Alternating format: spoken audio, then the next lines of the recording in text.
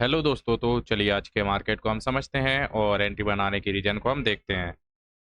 तो सबसे पहली चीज़ क्या करेंगे, प्रीवियस डे के चार्ट को ओपन कर लेते हैं। प्रीवियस डे में मार्केट ने कैसे क्या काम किया, उसके अकॉर्डिंग आज की ट्रेड वगैरह हमने कैसे क्या प्लान किए वो चल के समझेंगे। प्रीवियस डे मार्केट क्या कर रहा है, गैप अप ओपन होता है। गैप अप ओपन होने के बाद मार्केट बढ़िया ग्रीन कैंडल बनाता है, then market continue downside का मोमेंटम करता है। सेकंड हाफ में मार्केट क्या करता है, अप साइड का मोमेंटम करता हुआ है। ठीक है।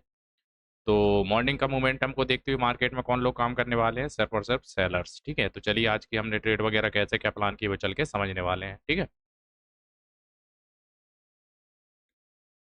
तो मॉर्निंग के मोमेंटम में क्या हुआ कि हमारी जो एंट्री की टाइमिंग था, बिल्कुल परफेक्ट एंट्री बनाई है। ठीक है, बिल्कुल इतनी एक्यूरेट, बिल्कुल जो भी चाहिए था वैसी एंट्री बनाई है। ठीक है। उसके बाद मार्केट ने कुछ ही टाइम में हमें दो तीन कैंडल के अंदर अंदर मार्केट ने हमें टारगेट भी देखने को मिल गया, जो कि ऑलमोस्ट देखा जाए ना 3200 रुपये पर लॉट के हिसाब से हमें टारगेट देखने को मिल गया। ठीक है। बट हमने एक मिस्टेक की। मिस्टेक क्या की कि हमारी जो है ना मार्केट की साइकोलॉजी, जो हमारी माइंड का माइंडसेट है ना, वो बिल्कुल गड़बड़ हो चुका है। ठीक है। गड़बड़ कैसे हो गया, खराब हो चुका है, क्योंकि हम कहीं ना कहीं एसएल्स वगैरह अच्छे खासे ले रहे हैं, प्रॉफिट्स वगैरह ठीक ठाक ले रहे हैं, और इसके साथ साथ में प्रॉफिट के साथ साथ में नुकसान कुछ ज़्यादा ही कर रहे हैं, ओवर ट्रेड में हम फंसे हुए हैं। ठीक है। इस वजह से हमारा माइंडसेट हो गया है बिल्कुल ख़राब। ठीक है। तो कहीं इस लेवल के आसपास जैसे ही मार्केट ने टारगेट्स वगैरह दिखाए, दिखाने के बाद में हमारा क्या होप चालू हो गई। होप कैसी चालू हो गई कि कहीं ना कहीं मार्केट क्लोजिंग प्राइस को निकाल दे, साइकोलॉजिकल नंबर को निकाल दे, तो हम मार्केट से टारगेट को लेकर के मार्केट से बाहर हो जाएंगे। बट मार्केट ने अच्छा खासा प्रॉफिट दिखाने के बाद में सारे प्रॉफिट को लॉस में कन्वर्ट कर दिया। इस लेवल के आसपास में हम मार्केट से बाहर हुए हैं। ठीक है। जो कि ऑलमोस्ट 200 रुपये, सॉरी 400 रुपये के आसपास तक का हमने प्रॉफिट को लेकर के मार्केट से बाहर हुए हैं। ठीक है।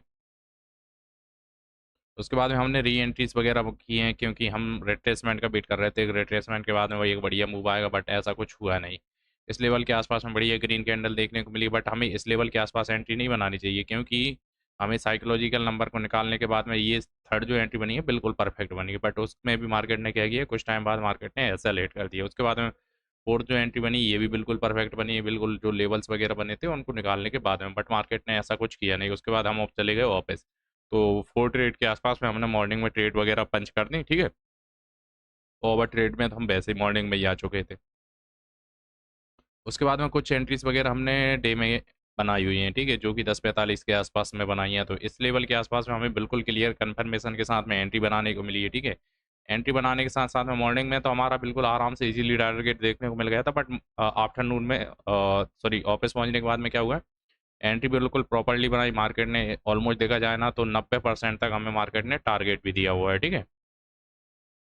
बट प्रीमियम का मोमेंटम देखा जाए ना टारगेट वाइज ऑलमोस्ट इतना हुआ था। ठीक है। जो कि टारगेट हमारा यहाँ था प्रीमियम में, टोटल यहाँ तक जो 90% मूव में इतना अच्छा खासा मूव होने के बाद में भी मार्केट में प्रीमियम कुछ इस लेवल के आसपास में बढ़े हुए थे। ठीक है। उसके बाद मार्केट ने जैसे ही रिट्रेसमेंट दिया, रिट्रेसमेंट कहाँ हो रहा है, इसका 50%, ऑलमोस्ट देखा जाए ना हाई का 50% हो रहा है। ठीक है। बट प्रीमियम में क्या हुआ, मार्केट ने ऐसे लेट कर दिया जहाँ पे हमारी एंट्री थी वहाँ पे आकर के। ठीक है। तो कहीं ना कहीं प्रीमियम बढ़ तो नहीं रहे थे, साथ में गिरने के मामले में बहुत ही अच्छा खासा डाउन साइड का मोमेंटम कर रहे थे। उसके बाद में री एंट्री बनाई कहीं इस लेवल के आसपास में। उसके बाद मार्केट ने 50% तक का प्रॉफिट दिखाया। प्रॉफिट किस में दिखाया, स्पॉट चार्ट पर, बट प्रीमियम बढ़ ही नहीं रहा था। उस देन उसके बाद में मार्केट ने एक ही कैंडल बनाई, एक ही कैंडल में हमारा जो प्रीमियम था इस लेवल के आसपास में डायरेक्ट आकर के हमारा फिर से ऐसा लेट कर दिया। ठीक है। उसके बाद में कुछ एंट्रीज वगैरह बनाई डाउन साइड की, तो डाउन साइड में भी सेम कंडीशन हुई, एक ग्रीन कैंडल, देन मार्केट हमारे एसएल पे। ठीक है। ऐसे ही इस लेवल के आसपास में हुआ, ऐसे करके चार्ट रेट के आसपास में कुछ हमने प्लेस वगैरह कर दी। ठीक है।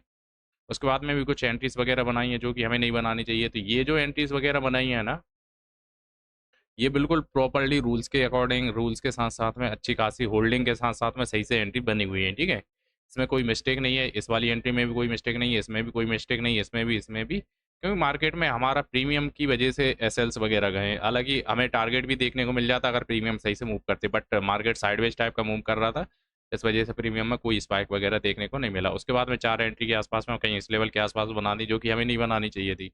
कहीं ना कहीं इन लेवल्स को निकालने के बाद मार्केट ने रिट्रेसमेंट टाइप का दिखाया। रिट्रेसमेंट के बाद मार्केट में हमें एस एल ट्रिगर करके, एस एल लगा के मार्केट में हमने कुछ पोजीशन वगैरह बनाई। बट क्या हुआ है कि मार्केट में हम जो रिजेक्शन लेकर के मार्केट गया था, इसको टारगेट करने के लिए हमने कुछ एंट्रीज वगैरह बनाई थी। बट क्या हुआ, मार्केट ने सेकेंडरी कैंडल, थर्ड कैंडल के आसपास में एसेलेट कर दी। ऐसे ही छोटे छोटे, मतलब मार्केट में अपोजिट डायरेक्शन में प्रीमियम अच्छा खासा मूव कर रहा था, जो जिस साइड में भी एंट्री बना लो अपोजिट डायरेक्शन में, क्योंकि प्रीमियम में जंप नहीं आ रहा था बढ़ने का, लेकिन गिरने के मामले में बहुत अच्छा खासा गिरा हुआ है। ठीक है। तो चलिए आज की नंबर ऑफ ट्रेड की बात कर लेते हैं। तो नंबर ऑफ ट्रेड बात करे जाए ना, तो हमने मॉर्निंग में 4 बनाई, 4 ये बनाई, 4 आफ्टर ऑफिस पहुँचने के बाद में, यानी कि 12 ट्रेड के आस-पास में हमने प्लेस कर दिए, ठीक है?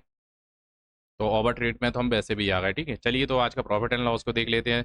तो भाई साहब ये अच्छा खासा हमने ₹3200 का प्रॉफ़िट को देखा, जो कि पहली एंट्री के अंदर-अंदर देखा है, लेकिन हमने बुक ही नहीं किया है, क्योंकि हम लालच से होप वगैरह इतना करने लगे थे कि मार्केट अब यहाँ से तो हमें टारगेट दे ही देगा, ये वो फलाना-ढिमकाना, बट टारगेट भी हमारा मिल गया था, उसके बाद में भी हम मार्केट से बाहर नहीं हुए।